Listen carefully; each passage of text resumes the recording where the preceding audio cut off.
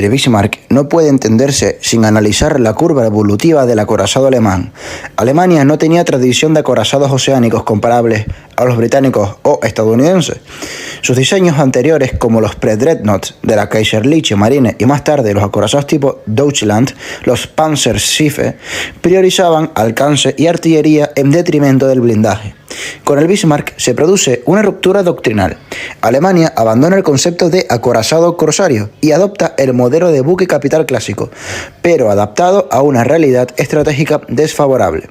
El resultado es un diseño conservador, extremadamente robusto, pensado para resistir fuego pesado durante largos periodos de tiempo. Por lo que a las pruebas me remito, ya que archivos del Pesio, de naufragio, diferentes vídeos que se han llevado a cabo por medio de diferentes empresas, se ha visto que el acero resistió. De hecho, el Bismarck como tal permanece su casco entero, obviamente con daños de combate, fracturas en el casco, faltan planchas del casco debido posiblemente a los torpedos y posteriormente al golpe final contra el fondo marino, pero es reconocible. Mientras que el Hood, por ejemplo, permanece irreconocible, viéndose ahí la gran calidad con la que fue construido este buque. Cuando el acorazado Bismarck fue concebido a mediados de la década de 1930, no nació solo como un buque de guerra, fue diseñado como una declaración política, industrial y militar. Alemania, humillada tras la Primera Guerra Mundial por las limitaciones del Tratado de Versalles, había visto que su marina era reducida a una fuerza costera sin capacidad oceánica real. La llegada de Hitler al poder y la firma del Acuerdo Naval Anglo-Germano de 1935 abrieron una brecha legal que Berlín aprovechó de inmediato para construir su flota de superficie. En este contexto, el Bismarck fue proyectado como el acorazado definitivo de la Kriegsmarine, no para dominar los mares, ya que Alemania no tenía la superioridad naval, sino algo más parecido a romper el equilibrio estratégico, obligando a Gran Bretaña a dispersar fuerzas, escoltas y recursos. Su diseño priorizó supervivencia, fuego en potencia y autonomía oceánica, reflejando una doctrina alemana que asumía que cada enfrentamiento sería desigual y por tanto debía ganarse por resistencia y contundencia. Construido en los astilleros Blohm & Voss, el Bismarck representó el máximo nivel alcanzado por la ingeniería naval alemana. Blindaje masivo, artillería de gran calibre, sistema de control de tiro avanzado y una planta propulsora pensada para largas operaciones en el Atlántico. No era un barco experimental ni un compromiso político, era un instrumento de guerra total, diseñado para enfrentarse a los mejores acorazados del mundo. Cuando entró en servicio en 1940, el Bismarck encarnaba el orgullo tecnológico de la Alemania nazi y la esperanza de que la guerra naval de superficie aún tenía futuro, en una era dominada cada vez más por la aviación. Su vida operativa sería muy breve, pero su impacto histórico sería desproporcionado. El hundimiento del Bismarck no marcó únicamente la pérdida de un acorazado, simbolizó el fin de una era. Desde el punto de vista técnico, el buque demostró ser extraordinariamente resistente. Su casco no colapsó, su cinturón blindado cumplió su función y solo quedó fuera de combate cuando fue inmovilizado tácticamente. Desde el punto de vista doctrinal, sin embargo, el Bismarck evidenció las limitaciones fatales del acorazado clásico en un entorno dominado por la aviación naval y la guerra combinada. Para la Kriegsmarine, su pérdida supuso un golpe moral y estratégico del que nunca se recuperó. A partir de ese momento, Alemania abandonó cualquier ambición real de disputar el control del Atlántico con buques de superficie. El Tirpitz quedó relegado a la disuasión pasiva y a la guerra naval alemana se volcó definitivamente en los submarinos. El Bismarck se convirtió así en el último gran intento alemán de desafiar a la Royal Navy en igualdad de condiciones. En la historia naval, el Bismarck permanece como una paradoja, uno de los acorazados más poderosos jamás construidos, destruido en su primera misión, pero capaz de hundir en minutos a un icono británico como el HMS Hood. Su corta carrera no disminuye su importancia, al contrario, la concentra. Cada decisión de diseño, cada impacto recibido y cada fallo cometido han sido analizados durante décadas por historiadores e ingenieros navales. Hoy, descansando a casi 5.000 metros de profundidad, el Bismarck sigue teniendo un testimonio silencioso del límite último del acorazado como arma suprema. No fue derrotado por debilidad técnica, sino por un cambio irreversible en la naturaleza de la guerra naval y precisamente en la historia como el orgullo de la Kriegsmarine y el canto del cisne del acorazado clásico. Por lo tanto, ocupa un lugar permanente en la historia. Y precisamente por eso, más allá de ideologías y banderas. Si te gusta este contenido, te invito a que te suscribas, le des like, actives la campanita y compartas el vídeo para llegar a más gente y aumentar la comunidad. Esto a mí me ayuda a seguir subiendo contenido, incentivándome a cada vez progresivamente mejorar la calidad tanto de vídeo como de audio, por tanto trayéndole para ustedes contenido de mejor calidad. Y ustedes es gratis, ya que simplemente es darle un clic, que no cuesta nada y en 0, ya está hecho. Así que si te gusta el contenido naval, el contenido terrestre y el contenido aéreo, que dentro de un tiempo me encargaré de traerlos a ustedes aviones, como ya he empezado poco a poco a traer de vez en cuando tanques como novedad al canal, pues les invito a que se suscriban, ya que casi un 90% de los que me ven no se suscriben. Así que se lo agradezco de corazón. Así que sin más antelación, comenzamos con el vídeo. El Bismarck fue diseñado como la punta de lanza de la Kriegsmarine en la Segunda Guerra Mundial. Se colocó la quilla en los astilleros Block & Voss de Hamburgo el 1 de julio de 1936, siendo votado el 14 de febrero de 1939 y entrando en servicio el 24 de agosto de 1940. Para realizar sus pruebas de mar. Tenía un desplazamiento estándar de unas 41.700 toneladas, 50.300 toneladas a plena carga, con una eslora total de aproximadamente 251 metros, manga de 36 metros, bastante, para hacer un buque de superficie más estable, y un calado máximo de 9.9 metros a plena carga.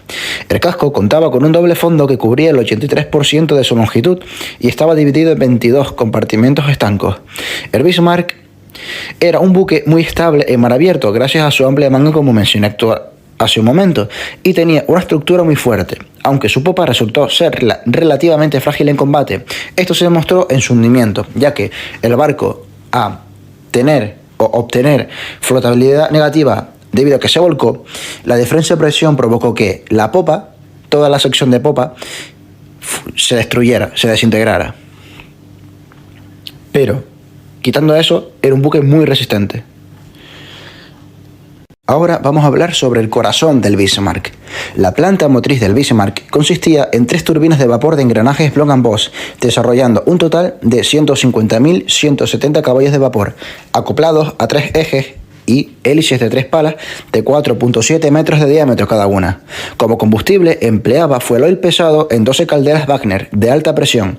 El buque fue diseñado para llevar 3.200 toneladas de fuelóleo, pero podía embarcar hasta 6.400 toneladas en configuración normal, con posibilidad de llegar hasta las 7.400 toneladas con depósitos auxiliares, es decir, empleando el doble casco.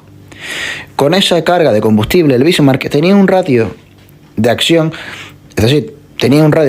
de unos 8.525 millas náuticas a 19 nudos, aproximadamente 15.800 kilómetros. Su velocidad máxima alcanzaba en pruebas unos 30 nudos, unos 55.6 kilómetros por hora. Para el gobierno, el buque empleaba 2 timones semicompensados con una superficie en cada uno de 24.2 metros. Con el timón completamente virado, es decir, ambos timones gemelos, que eran solidarios, es decir, que ambos se movían a la vez, el Bismarck alcanzaba un ángulo de escora de solo 3 grados antes de perder velocidad. Una maravilla, en cuanto a maniobra se refiere. Vamos a hablar sobre la potencia bruta de este acorazado. La batería principal del Bismarck estaba formada por 8 cañones de 380 mm SKC-34 montados en 4 torretas gemelas, 2 a proa, llamada la primera Antón y la segunda Bruno, y 2 a popa. la tercera sería César y la cuarta Dora. Estos cañones disparaban proyectiles de 800 kilogramos, casi una tonelada, casi una furgoneta grande, con una velocidad inicial de 820 metros por segundo y tenían un alcance máximo de unos 36.500 metros, casi 37 kilómetros, a 30 grados de elevación de los cañones. Cada cañón contaba con unas 115 a 120 granadas almacenadas y en condiciones óptimas podía disparar una salva cada 18 segundos, es decir, 3 salvas por minuto. Como armamento secundario disponía de 12 cañones de 150 mm SKC-28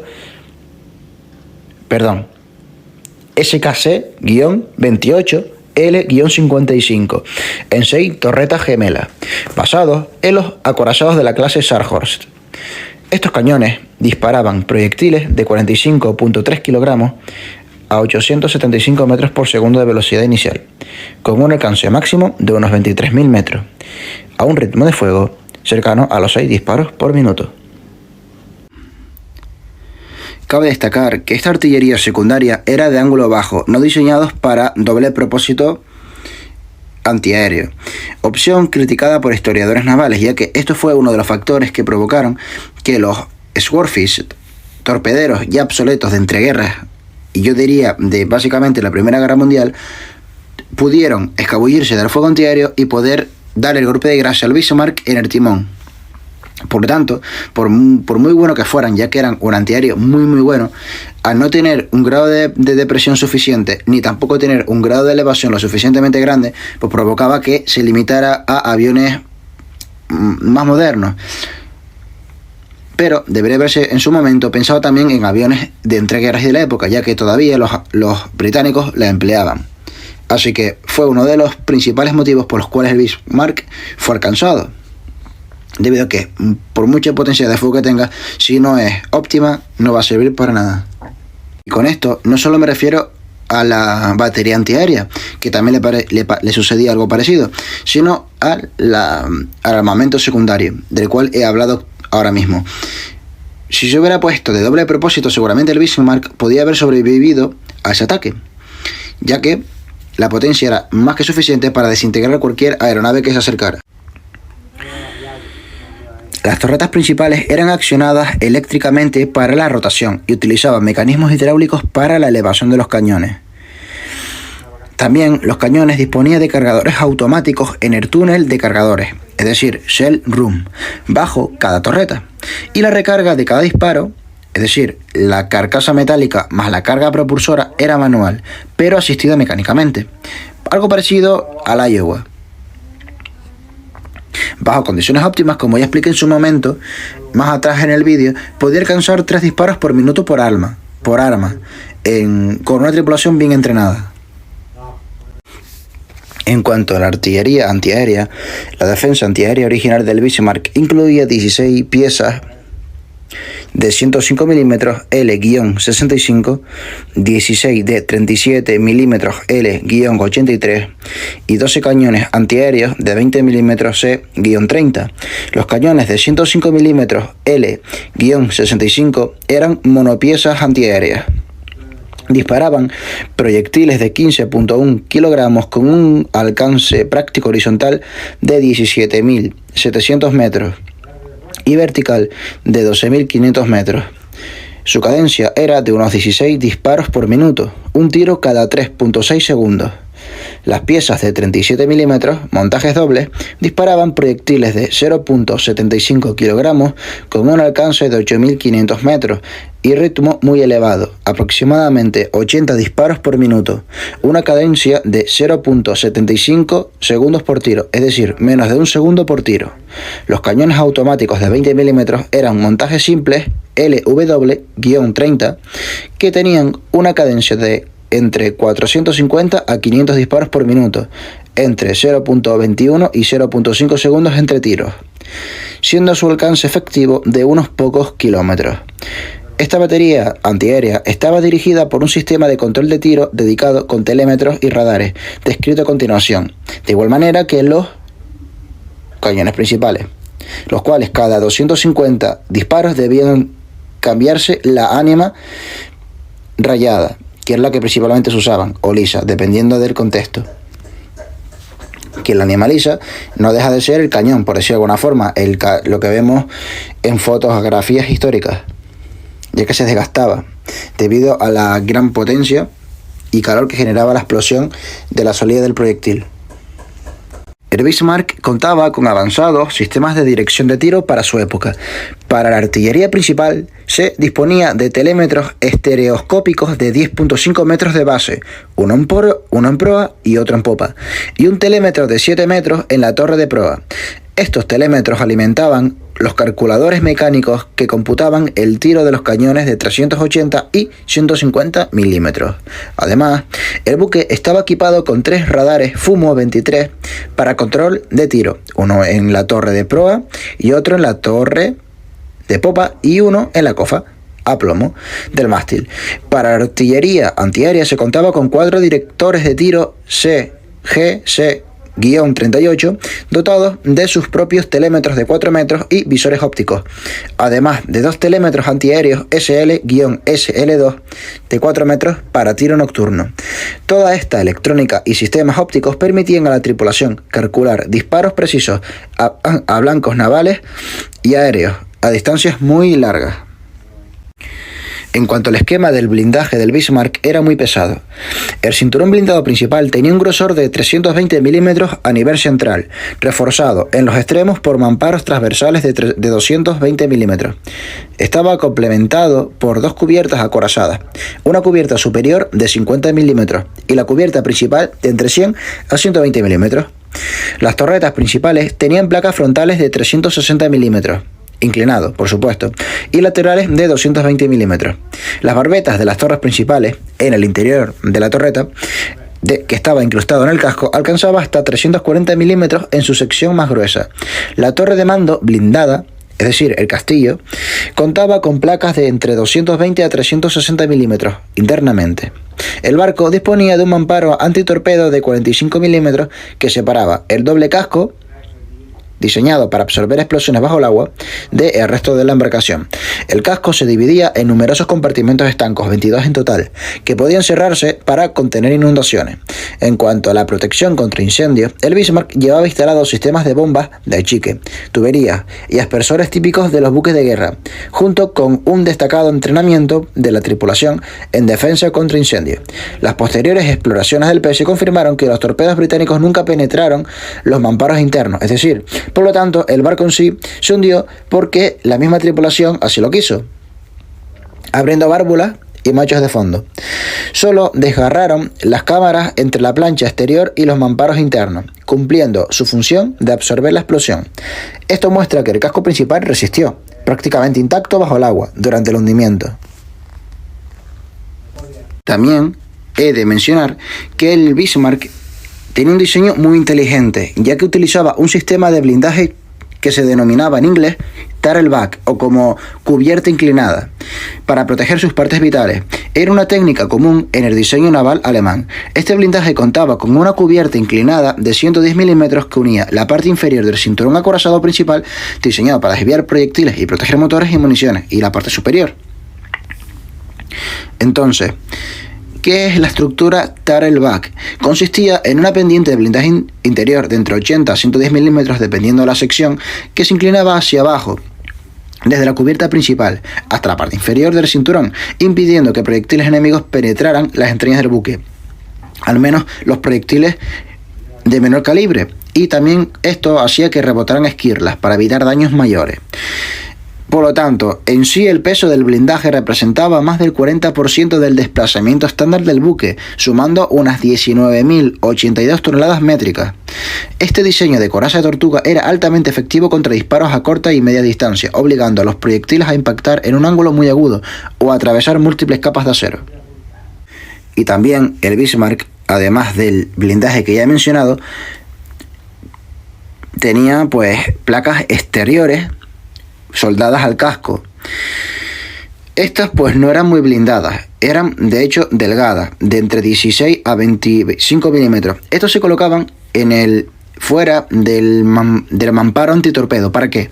Para que el torpedo colisionara con esas planchas, no no colisionando directamente con el blindaje principal, para así que estas planchas, por muy ligeras que fueran, absorbieran parte de la energía, para que la onda expansiva deformara el casco, pero no lo destrozara. Ahora hablaremos sobre la tripulación. La dotación normal del Bismarck era de 103 oficiales y 1.962 suboficiales y marineros, organizados en 12 divisiones, 6 asignadas a las armas principales, otras 2 a los cañones antiaéreos y el resto a especialistas, municionamiento y máquinas. Cuando zarpó en la misión del Atlántico, la tripulación se incrementó a más de 2.200 hombres con agregados de otras dotaciones y corresponsales de guerra. La tripulación era muy profesional y participó incluso en la publicación de un periódico de barco, Die Schiffglocke, que tenía un número impreso en abril de 1941.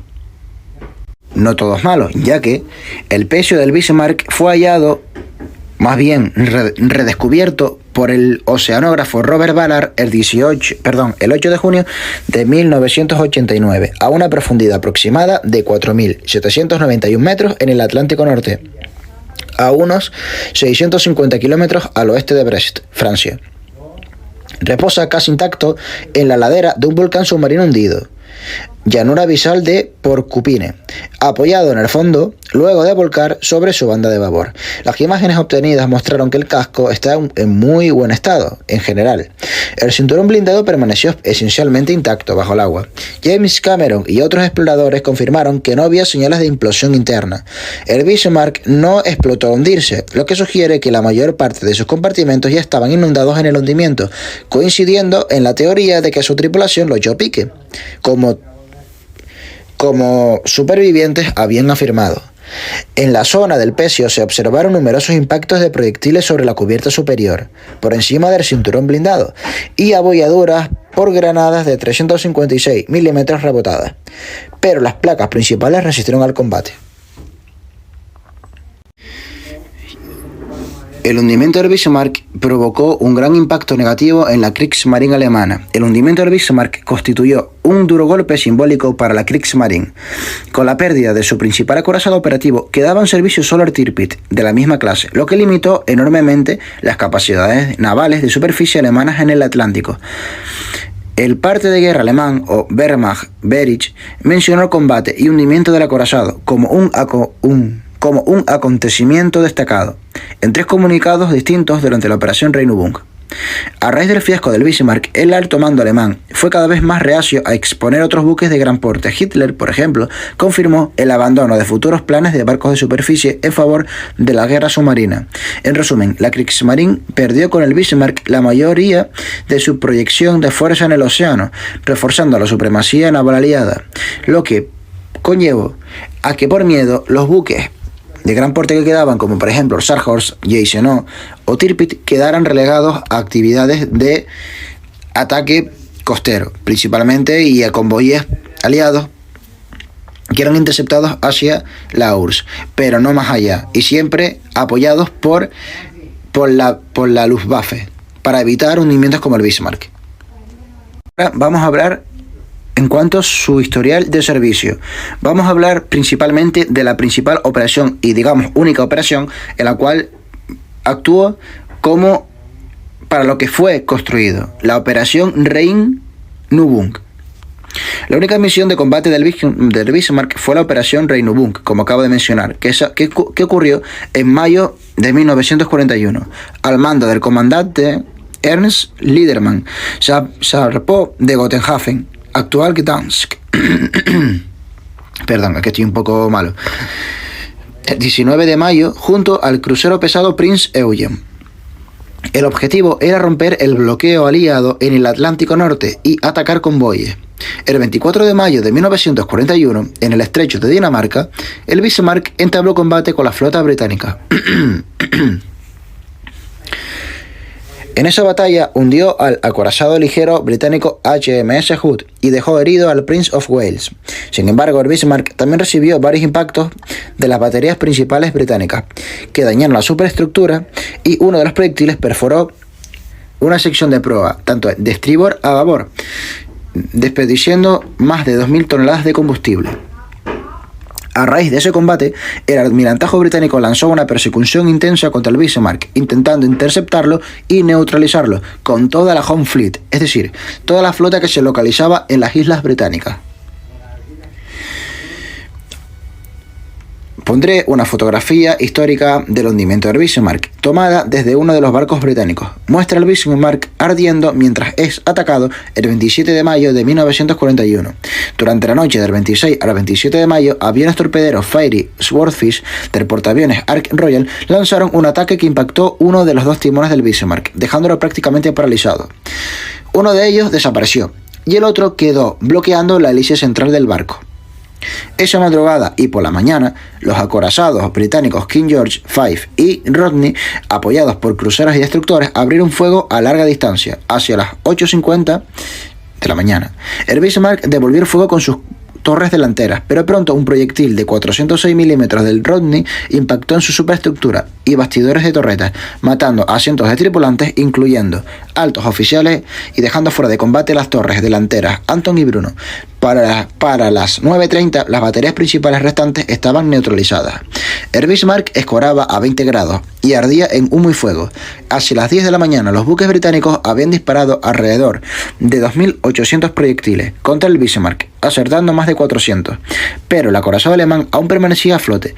El destructor HMS Dorsetshire logró aproximarse y lanzó varios torpedos a corta distancia.